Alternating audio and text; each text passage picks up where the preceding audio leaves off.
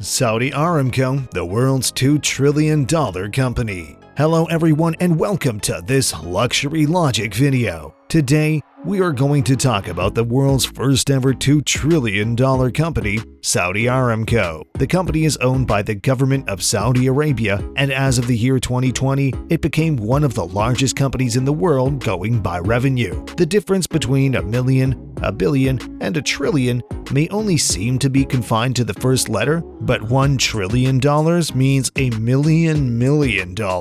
So you could theoretically liquefy the company and give 2 million people a handout of $1 million. Amazing, isn't it? The Saudi Crown Prince Mohammed bin Salman had set a public target of $2 trillion for the company when its IPO started trading on the market. The Western and global investors had strictly advised the prince to aim for a target under $2 trillion, but that did not change. It only took a total of 4 days after the stock first started trading to reach its goal of $2 trillion. And that was something that many people did not anticipate. In case you're wondering how it even happened, well, it had a lot to do with an extremely high demand for its shares, and the investors, they were mostly Saudi retail and corporate investors. It was later revealed that a staggering 97% of the retail investors were from within the country. And again, you don't normally see a proportion that high for an excessively high company in value. The Saudi Aramco company has the world's largest daily oil production compared to any company anywhere in the world. It also has the second highest proven crude oil reserves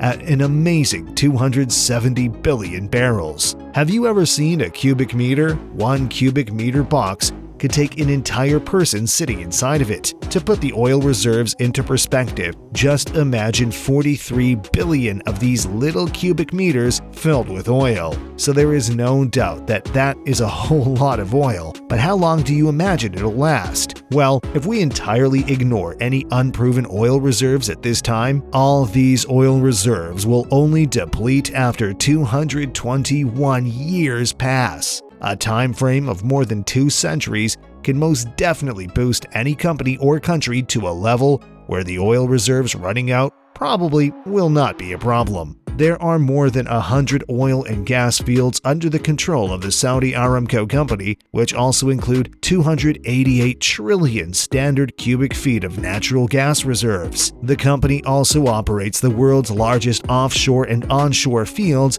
known as the Ghawar field and the Safaniya field. It is also quite interesting to see that the company also operates the world's largest single hydrocarbon network, known as the Master Gas System. These facts may appear quite irrelevant to the layman, but these are just some things that help show the massive proportion of crude oil control under the company. You might be wondering that we have just passed the year 2020, which brought with it the onset of the pandemic. It was only weeks after the world went into a lockdown that we all started to hear some odd news about oil, that the prices had gone negative. Although the negative prices thing is slightly more complicated than it sounds, we all know that the previous year was not exactly phenomenal for oil businesses and companies. The demand for oil had clearly fallen to abnormally low levels as the entire world stopped dead. So, did all that affect the Saudi Aramco company as well? Absolutely. It was said in a public statement that the company's profits took a huge 45% dip during the pandemic. Now, a 45% dip in profits is no joke, but the company's strength can be judged from the fact that they still managed to make a profit of $49 billion and paid out $75 billion in dividends. It was not long ago that the company was called the Arabian American Oil Company, but today its name is the Saudi Arabian Oil Company. Well, the company was set up with American assistance back in the year 1933. At that time, the company's laws stated that the management of the company would rest in the hands of the Americans, but any opening that could potentially hire a local would do that. Since that point, a lot has changed, which clearly reflects the strong Saudization of the company. The change that happened shifted not only the control of the company from the Americans to Saudis, but also its workforce. In the year 1943, a total of 1,600 Saudis were employed in this company. Only 1,600. However, by 1988, the proportion of Saudis in the company had jumped to 90% after significant efforts by the Saudis in this regard. Today, that number has balanced out to 85%,